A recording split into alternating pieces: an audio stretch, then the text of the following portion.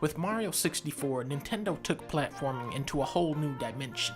Mario Sunshine embraced its tropical theme and introduced a game-changing FLUDD device. Mario Galaxy went sicko mode on us, bringing in dozens of inventive gravity-defying mechanics. Then with Mario 3D World, Mario was now in 3D. Like how he had been for 17 years now. And he could turn into a cat. The concept behind 3D World was confusing and underwhelming. With 3D Land, Nintendo wanted to translate Mario Galaxy into a handheld game, and I think they did a pretty good job. But then Wii U comes out, and we go, okay, what's the next big Mario game? And it's a bigger version of the handheld version of Mario Galaxy, but without the 3D effect of the 3DS, but it's still called 3D World.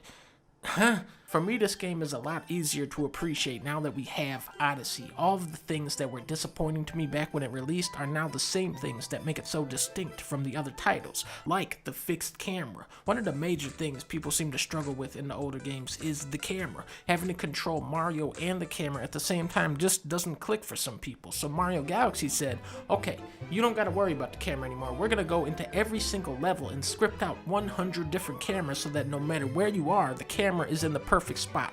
Galaxy opened the door to more linear design, and 3D World walked right through. The trade-off is you get to experience new ideas much faster at the cost of the freedom you had in Mario 64. You still have the backflip, somersault, long jump, spin jump, and some new moves you'd later see in Odyssey like the ground pound jump and the Mario roll. But none of your moves here move you very far. They're mostly just included as a flourish. Even more so than Galaxy, this game is heavily reliant on stages to make movement interesting. World 1, we already got my jam on here. Boom, boom, boom. Boom, boom, boom, boom, boom.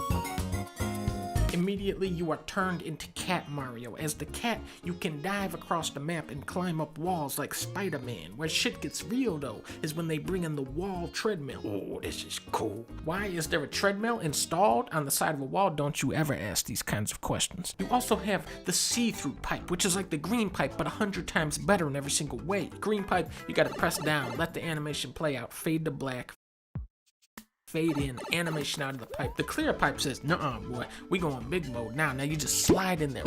So seamless, and you can see Mario glide down the pipe with this squeaky sound effect. Sometimes he can be controlled while in the pipe. Sometimes it'll guide you through a scenic transition, and then as soon as he pops out the other side, you're in control. It's such a beautifully executed mechanic. 3D World is kind of like the Sonic generations of Mario, with the developers remixing all of their favorite ideas from the entire series into one big combo meal, and this approach would carry over into Odyssey. You have rabbits and slides from 64 where you ride on Yoshi's brother Yonka Dingo. The shoe power-up finally returns from Mario 3 as an ice skate. You can jump through clouds like Sunshine, extendo blocks from 3D Land and Galaxy. There was just so much borrowed DNA from that game. Rhythm levels, switch pads, platforms that flip when you jump. Captain Toad thinks he's getting killed off by Doug Bowser, but it's just wooden Bowser, you freaking moron. Puff Prod Peaks is where you realize that the Wii U gamepad was created just for you to play this one level. To move the fan platforms, you actually blow onto the gamepad. Then these little Goombas pop up and you go, see ya, buddy. Look at how badass this is.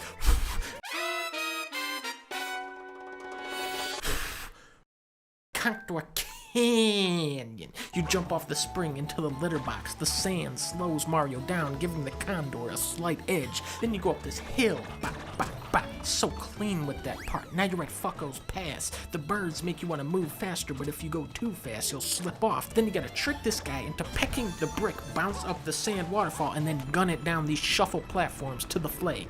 Beautiful stage. Not every level in 3D World is perfect, but it's insane how many perfect levels are in this game. The roller coaster like Switchboard Falls. There's a Mario Kart themed level, trampoline level, circus trapeze. You can kick an exploding soccer ball into a tower of Goombas. Zoom over spinning terrain. There's a stealth level. There's an Oreo level. Double cherry pass. If you don't like this level, you can kiss my ass. The double cherry has got to be the best power-up in Mario history. You can control 2, 3, 4, 5, 6 Marios at the same time, and then you gotta somehow manage to get them all to the end of the stage. I really love this slide part where if you're good enough, you can swap your Marios to the other side without even jumping. At some point, you just have to ask how.